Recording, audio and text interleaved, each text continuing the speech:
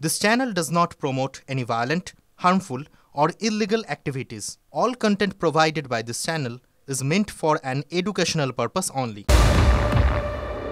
আজিকর মামলায় সঞ্জয় রায় তাকেই দোষী সাব্যস্ত করেছে শিয়ালদা আদালত, সেদিকে নজর রাখা যাক। তবে একা সঞ্জয় নয়, এই ঘটনায় জড়িত অনেকে। চেস্ট মেডিসিন বিভাগের লোকেরাই মেয়ের খুন ধর্ষণের ঘটনার সঙ্গে জড়িত। টিভি 9 বাংলায় বিস্ফোরক দাবি তিলোত্তমার মা বাবার। UEM Jaipur is a perfect target for prospective students aspiring for good jobs, good education with future-ready skills. একই সুর বিরোধীদেরও। শাসক তৃণমূলের কি প্রতিক্রিয়া দেখুন।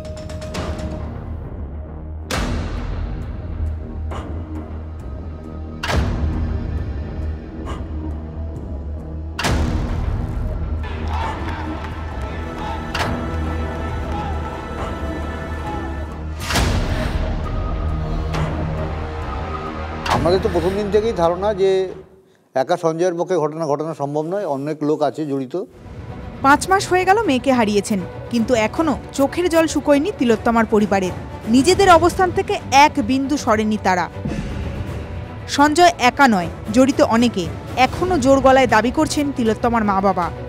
আরজিকর মামলার শুরু থেকেই প্রশ্ন উঠেছিল কলকাতা পুলিশের ভূমিকা নিয়ে। বিতর্কের মধ্যেই সিবিআই এর হাতে তদন্তভার দেয় কলকাতা হাইকোর্ট। যদিও শেষ পর্যন্ত কলকাতা পুলিশের হাতে গ্রেফতার হওয়া সঞ্জয়কেই মূল অভিযুক্ত হিসেবে দেখায় সিবিআই। তার ভিত্তিতেই আদালত সঞ্জয়কে দোষী সাব্যস্ত করেছে। তাহলে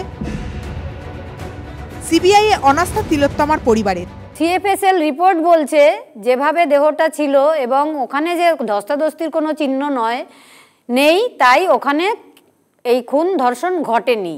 তাহলে সেমিনার হল ঘটনাস্থল নয়। তাহলে সিবিআই কি তদন্ত করেছে? সিবিআই আমাদের কোনোদিন বলেনি। ডিএনএ টেস্টে ডিএনএ যে রিপোর্ট তাতে দেখা যাচ্ছে অন্যের উপস্থিতি পরিষ্কার বোঝা যাচ্ছে। সিবিআই আজ পর্যন্ত আমাদের কাছে কোনো কিছু তদন্তের গতি প্রকৃতি সম্বন্ধে কোনো রকমভাবে মুখ খোলেনি। তাছাড়া সন্দীপ ঘোষ এবং তালা থানার ওসিকে যে ধরেছিল সেখানেও পুলিশ সিবিআই চার্জশিটই দিল না। এই প্রশ্নগুলো তো বিরোধীরাও তুলছেন। তার পরিবার বাবা মা যেসব অভিযোগ করছেন এর নিষ্পত্তি হওয়া উচিত। আমরা আজকে আরো খুশি হতাম যদি সন্দীপ ঘোষ এবং বিনীত গোয়েলকে অ্যাকিউজড ঘোষণা করতেন হাইকোর্ট। যদি সঠিক তথ্য প্রমাণ উপস্থিত থাকতো তাহলে আর কি হতো, তাহলে সঠিকভাবে বোঝা যেত, কিন্তু এই মুহূর্তে তো বোঝার মতো পরিস্থিতিতে আমরা নেই। এর থেকে অন্য কিছু কেউ আশা করেছিল? আপনি ক্লাস 6-এর ছেলেকে জিজ্ঞেস করুন এই ভাবনা কী হবে, চারিদিক ঘটনা শোনার পর সঞ্জয় হবে। অন্য কাউকে তো খুঁজে বার করেনি সিবিআই। এটা সিবিআই চূড়ান্ত ব্যর্থতা। সিবিআই তারা গা ভাসিয়ে তারা উদাসীনতার সঙ্গে তদন্ত করেছে, এটা আমরা মনে করি। বাংলার মানুষ কেন সকলে এটাও মনে করে যে অপরাধী শুধু একজন নন। মানুষের মন মানছে না যে একজন মাত্র দোষী এত বড় ঘটনার, এর পেছনে আরো কি রহস্য আছে, বোধহয় কিছু থেকে যাচ্ছে। শাসকের অবশ্য দাবি বিরোধীরা মানুষকে বিভ্রান্ত করছে। একাংশের চিকিৎসক বিরোধীরা যা বলছে সেটা শুধুমাত্র মানুষকে বিভ্রান্ত করার জন্য বলছেন। যারা আজকে বলছে প্রশ্ন আছে, এই প্রশ্ন আছে, আমাদের মনে হয় অমুক আরও জড়িত, এরা প্রত্যেকে আইনিভাবে কেস মনিটর করছিল সুপ্রিম কোর্ট। প্রত্যেকটা শিবিরের আইনজীবী ছিল সুপ্রিম কোর্টে, সেখানে তাদের যা বলার সবটা বলেছেন। তারপরেও তাদের এই আমার মনে হয়, আমি শুনেছিলাম, আমার ইচ্ছা অমুক গ্রেফতার হোক, সুপ্রিম কোর্ট এগুলো হস্তক্ষেপ করেননি। শাসক যে চশমাতেই বিষয়টাকে দেখুক না কেন, তিলোত্তমার পরিবার, বিরোধী শিবির এবং আন্দোলনকারীদের একটা বড় অংশের ধারণা প্রকৃত অপরাধীরা এখনো সামনে আসেনি। স্তীমিত হওয়া প্রতিবাদে কি আবার ঝড় উঠবে? Bureau report, TV 9 Bangla. 12 minute. তার মধ্যে আরজিকর মামলায় রায় ঘোষণা করলেন শিয়ালদা কোর্টের বিচারক। কিন্তু এই সময়ের মধ্যেই নিজেকে নির্দোষ প্রমাণ করার আপ্রাণ চেষ্টা করে গেল সঞ্জয় রায়। কখনো রুদ্রাক্ষের যুক্তি, কখনো গরিবের তত্ত্ব খাড়া করে শেষ মুহূর্ত পর্যন্ত বাঁচার লড়াই চালিয়ে গেল সে।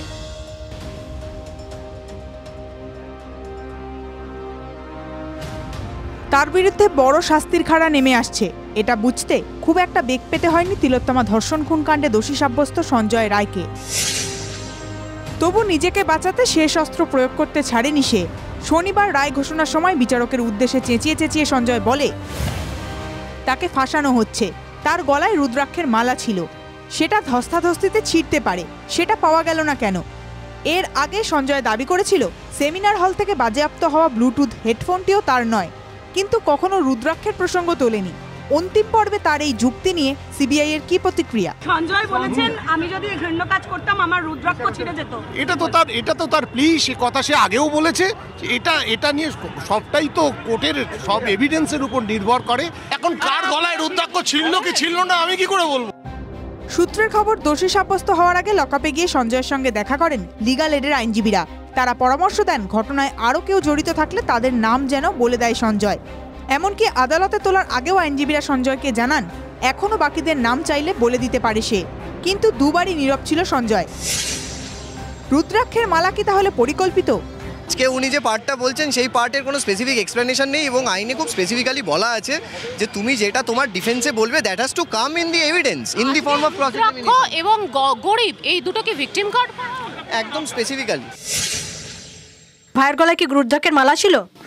জানি না, আমি তো ভাইয়ের সাথে কখনো কথাবার্তা বলিনি, দেখিও নি, এটা তো আমি জানা নেই আমার। শুধু রুদ্রাক্ষ নয়, নিজেকে বাঁচাতে আরও কিছুকে ঢাল হিসেবে ব্যবহার করে সে।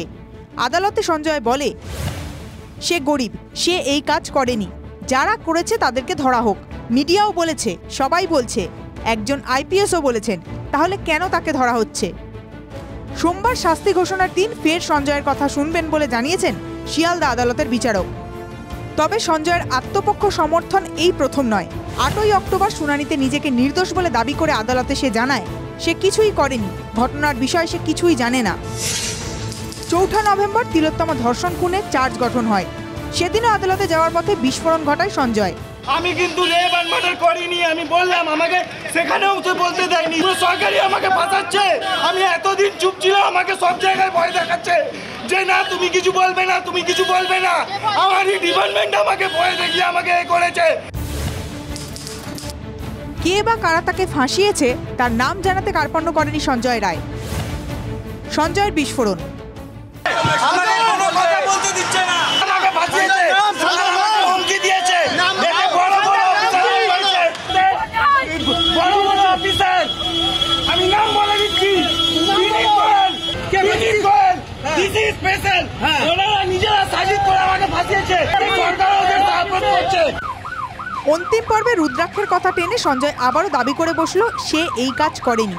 এই নিয়ে নির্যাতিতার পরিবার বা আন্দোলনকারীদের কি মত? সিবিআই কোনো কিছুতেই স্বীকার করতে চাইছে না, একমাত্র সঞ্জয়ই দোষী এটা প্রমাণ করার চেষ্টা করছে প্রথম থেকে। আমাদের তো প্রথম দিন থেকেই ধারণা যে একা সঞ্জয়ের পক্ষে ঘটনা সম্ভব নয়, অনেক লোক আছে জড়িত।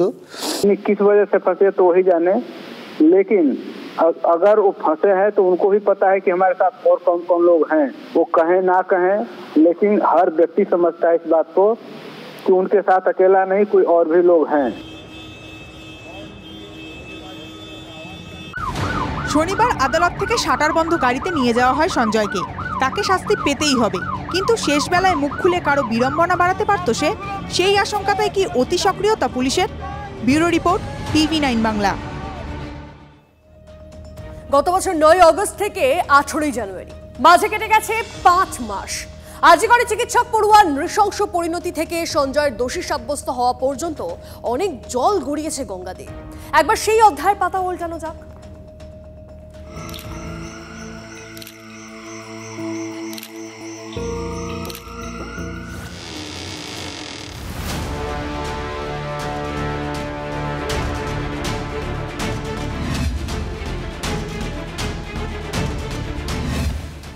যেন বৃত্তপূরণ। তিলোত্তমা ধর্ষণ খুনের 162 দিনের মাথায় দোষী সাব্যস্ত হল সঞ্জয় রায়। জঘন্যতম যে অপরাধ গোটা দেশকে নাড়িয়ে দিয়েছিল, যে ঘটনার সুবিচারের দাবিতে মানুষ স্বতঃপ্রণোদিত হয়ে দলে দলে পথে নেমেছিলেন। একবার ফিরে দেখা যাক সেই আরজিকর কাণ্ড।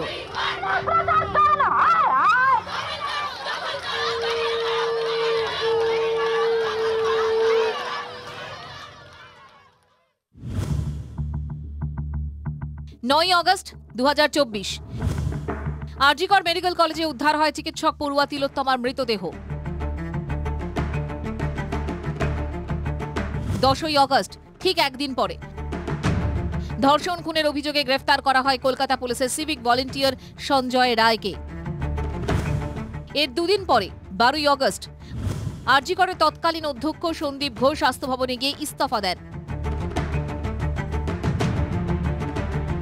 সেদিন বিকেলে নির্যাতিতার বাড়িতে গিয়ে যথাযথ পদক্ষেপের আশ্বাস দেন মুখ্যমন্ত্রী।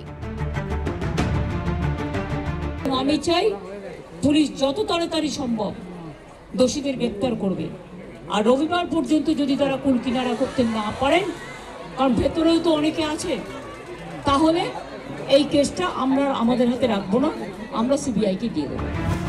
13ই আগস্ট, যদিও একদিন পরই তিলোত্তমা কাণ্ডে সিবিআইকে তদন্তভার তুলে দেয় কলকাতা হাইকোর্ট। রাজ্য জুড়ে আন্দোলন দানা বাঁধে। 14ই আগস্ট,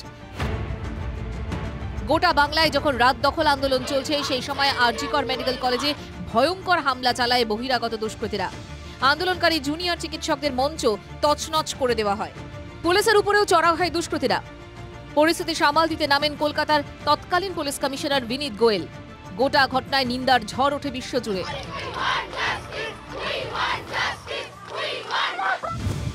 18ই আগস্ট, শতপ্রণোদিত মামলা দায়ের হওয়ার প্রেক্ষিতে চিকিৎসকদের নিরাপত্তা নিয়ে উদ্বেগ প্রকাশ করে সুপ্রিম কোর্ট। প্রশ্ন ওঠে রাজ্য সরকারের ভূমিকা নিয়ে। 20শে আগস্ট, রাজ্য সরকারের কাছে এই মামলার স্ট্যাটাস রিপোর্ট তলব করে সর্বোচ্চ আদালত।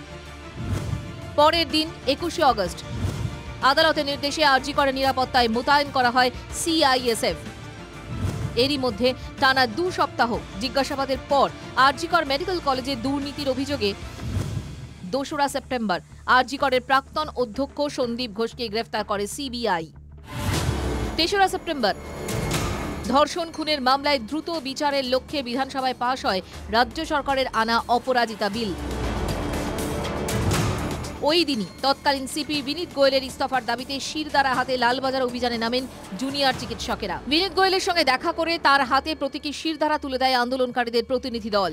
কিন্তু স্বাস্থ্য সচিব ও পুলিশ কমিশনারের অপসারণ সহ একাধিক দাবি পূরণ না হওয়ায়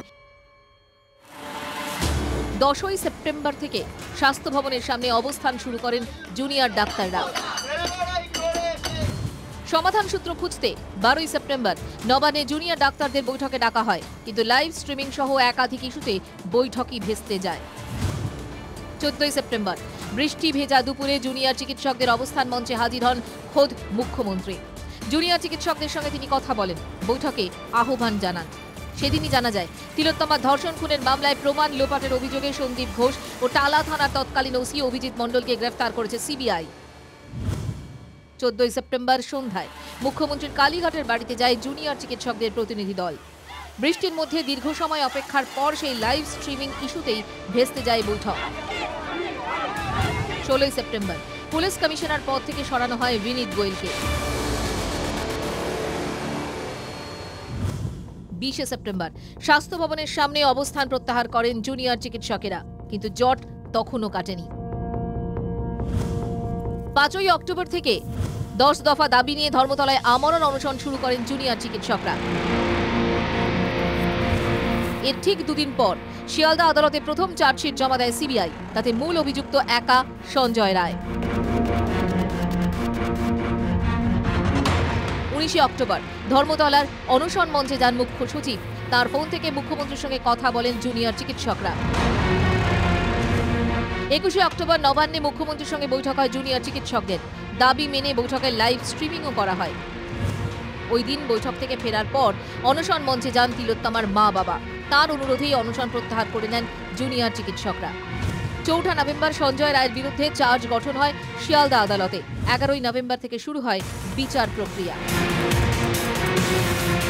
ঠিক 2 দিন পর 13ই ডিসেম্বর সিবিআই সাপ্লিমেন্টারি চার্জশিট দিতে না পারায় ধর্ষণ খুনের মামলায় জামিন পেয়ে যান সন্দীপ ঘোষ ও অভিজিৎ মণ্ডল। নতুন বছরের 9ই জানুয়ারি বিচার প্রক্রিয়া শুরুর 5 মাসের মাথায় শেষ হয় শুনানি। আর 18ই জানুয়ারি 2025 দোষী সাব্যস্ত অন্যতম মূল অভিযুক্ত সঞ্জয় রায়।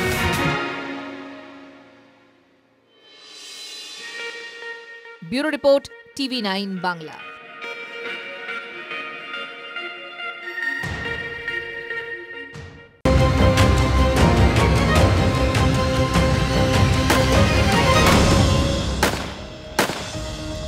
পুলিশকে গুলি চালিয়ে শেষে পুলিশের গুলিতে খতম সজ্জা। পুলিশের এই বিশেষ দলে ছিলেন এনকাউন্টার স্পেশালিস্টরা। প্রশ্ন উঠেছে, এবার উত্তরপ্রদেশের মতো বাংলাতেও কি তাহলে দুষ্কৃতী দমনে এনকাউন্টার ভবিতব্য? তা নিয়ে চলছে চাপানোতর। দেশের এমন কিছু এনকাউন্টার আছে যা শালা ফেলে দিয়েছিল, সেসব এনকাউন্টার স্পেশালিস্টদের নিয়েও চর্চা কম নয়। এবার বাংলাতেও এনকাউন্টার, পুলিশকে গুলি করা সাজ্জাকও খতম। তখনও সূর্য ওঠেনি, ঘুম ভাঙেনি অনেকেরই। এমনই সময় পরপর গুলির শব্দে কেঁপে উঠল বাংলাদেশ সীমান্ত ঘেঁষা উত্তর দিনাজপুরের গোয়ালপোখর। পাঞ্জিপাড়ার গুলিবন্দি ছিনতাইয়ে অভিযুক্ত গুলির লড়াইয়ে শেষ। গুলি, পাল্টা গুলি এবং মৃত্যুর ঘটনা হাল ফিলে দেখেনি বাংলা। এ ধরনের ঘটনায় সবসময় আত্মরক্ষার যুক্তি দেওয়া হয় পুলিশের তরফে। দেশে এনকাউন্টারের ইতিহাস তো অনেক পুরনো। প্রথম এনকাউন্টার হিসেবে ধরা হয় 4 দশক আগে মহারাষ্ট্রের এক ঘটনাকে। 1982 সালের 11 জানুয়ারি মুম্বাই আন্ডারওয়ার্ল্ডের ডন মান্নে সুরভেকে ওয়াডলা অঞ্চলে এনকাউন্টার করেন 2 police officer. 16 November 1991 Mumbai Lokhandwala কমপ্লেক্সে 4 ঘন্টা ধরে চলে গুলির লড়াই, খতম 7 গ্যাংস্টার। জুন 2004 গুজরাট পুলিশের সঙ্গে এনকাউন্টারে খতম ইশরাত জাহান। 11 নভেম্বর 2006 মুম্বাইয়ে ভার্সোভায় এনকাউন্টারে খতম গ্যাংস্টার ছোটা রাজনের সঙ্গী লখন ভাইয়া। 1 জুলাই 2010 গুলির লড়াইয়ে নিহত মাওবাদী নেতা চেরাকুড়ি রাজকুমার। 6 ডিসেম্বর 2019 হায়দ্রাবাদে পশু চিকিৎসক ধর্ষণ করে 4 অভিযুক্ত এনকাউন্টারে মৃত। 10 জুলাই 2020 পুলিশ কর্মী খুনে অভিযুক্ত গ্যাংস্টার বিকাশ দুবে এনকাউন্টারে খতম। এপ্রিল 2023 ঝাঁসিতে পুলিশের সঙ্গে সংঘর্ষ, মৃত গ্যাংস্টার আসাদ আহমেদ। পাঞ্জিপাড়ায় পুলিশকে গুলি করে পালিয়ে গেলেও গোয়ালপোখরে কিন্তু আটঘাট বেঁধে নামে। পুলিশ সূত্রে খবর, ফের যে গুলি চালাতে পারে সাজ্জাক তা বুঝে বুলেট প্রুফ জ্যাকেট অপারেশনে নেমেছিলেন পুলিশ কর্মীরা। সেই দলে ছিল 2 এনকাউন্টার স্পেশালিস্ট। এই মুহূর্তে দেশের 1 নম্বর এনকাউন্টার স্পেশালিস্টকে নিয়ে তুমুল চর্চা। তিনি হলেন দয়া নায়েক। সাইফ আলী খান আক্রান্ত হওয়ার পর তার আবাসনে পৌঁছে যান মুম্বাই ক্রাইম ব্রাঞ্চের এই অফিসার।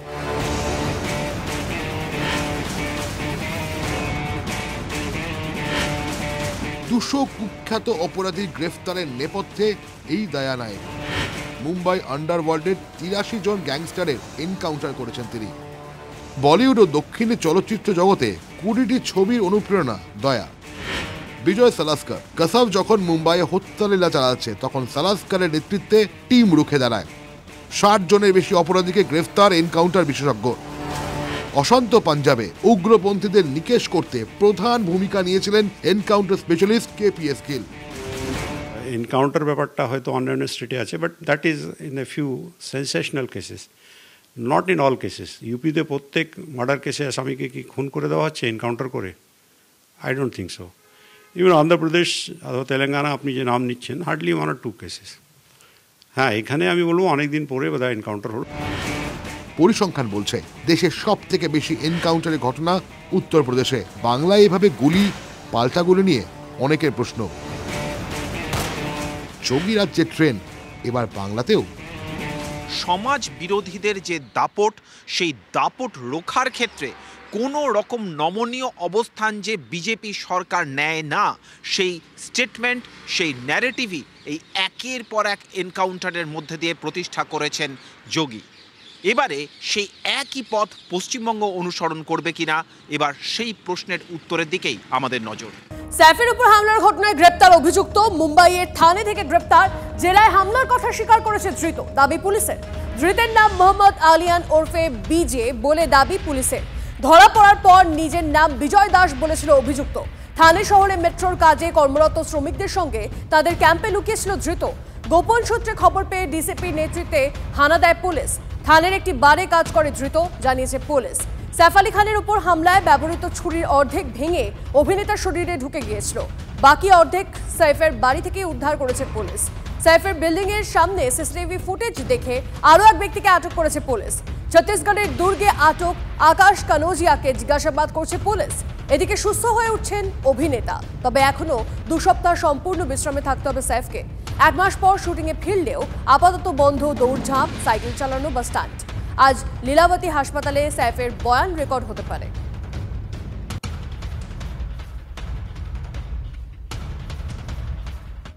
পরে খবরে আসি, মোহনবাগানের বার্ষিক সাধারণ সভায় ধুন্ধুমার। প্রাক্তন সচিব সঞ্জয় বোস নির্বাচনের দাবি তুলতেই শোরগোল। শাসক এবং বিরোধী শিবিরের মধ্যে চেয়ার ছোড়াছুড়ি, হাতাহাতি, আহত এক মহিলা সদস্য। নির্বাচন প্রসঙ্গে 15 ফেব্রুয়ারির মধ্যে দুপক্ষের প্রতিনিধিদের বৈঠকে বসবেন নির্বাচন কমিশনার। এতদিন এসেছি, কোনোদিন এরকম হয়নি। এতদিন এখানে রাত্রিবেলা বসে জয়েন্টসনের ম্যাচ অবধি দেখেছি, কোনোদিন কোনো অসুবিধে হয়নি, কোনোদিন মনে হয়নি জায়গাটা মেয়েদের জন্য আনসেফ। এজিএমএসে যেটা আমার অভিজ্ঞতা হলো, আমার এটা খুব খারাপ লাগলো। আমি আশা করিনি, আমার নেক্সট টাইম আসতে ভয় লাগবে। লেগেছে, হাতে লেগেছে, আঁচড়ের দাগ আছে, কেটেছে, ফুলেছে, আমি জানি না ভেঙেছে কিনা। আরে না, কজন বসতে পারেনি, ভালোবেসে অন্য পক্ষ চেয়ার ছেড়ে চেয়ার তুলে দিচ্ছিল তাদের হাতে। এটা যদি আপনারা ভুল ব্যাখ্যা করেন, তারা কি করবে? তাতেও এমন কিছু মানে সেটা কোনো মানে কখনোই সেটা নিয়ন্ত্রণের বাইরে যায়নি এবং সুন্দর একটা ফর্মুলায় খুব সুন্দরভাবে এজিএম শেষ হয়েছে। পরিবারে 10টা ভাই থাকলেও তাদের মধ্যে কোনো পয়েন্টে যদি ডিফারেন্স হয়, সেখানেও একটা কথা কাটাকাটি হয়, একটু হয়তো উচ্চ গলার স্বরে কথা হয়, সেটাই হয়েছে। তো আমার মনে হয় না মোহনবাগানের পরিবারে কোনো ঝামেলা আছে। যাদের মধ্যে উত্তেজনা হয়েছে, আমি দেখলাম মিটিংয়ের পরে সবাই মিলে বসে একসঙ্গে চা বিস্কুট খাচ্ছে। তো এগুলো মোহনবাগান ক্লাবে আমাদের আছে, এগুলো কোনো অসুবিধা নেই। কখনো কখনো এরকম হয়, তারপরে অবশ্যই মিটিংয়ে। নির্বাচনের দামামা অবশ্যই বেজে গেল, কিন্তু তার মধ্যে এই মহিলা সদস্যের আহত হওয়ার ঘটনা নিঃসন্দেহে লজ্জার এবং নিন্দনীয়। যদিও পরিস্থিতি সামাল দেন মোহনবাগানের সহসভাপতি কুণাল ঘোষ। তিনি বলেন যে 15 ফেব্রুয়ারির মধ্যে একটি ইলেকশন কমিটির মিটিং ডাকতে এবং সেই বৈঠকে শাসক এবং বিরোধী উভয় পক্ষের প্রতিনিধিদের নিয়েই সেই বৈঠক করার প্রস্তাব দেন মোহনবাগানের সহসভাপতি কুণাল ঘোষ। ক্যামেরায় অভিজিতের সঙ্গে কৌস্তব গঙ্গোপাধ্যায়, TV9 বাংলা, কলকাতা।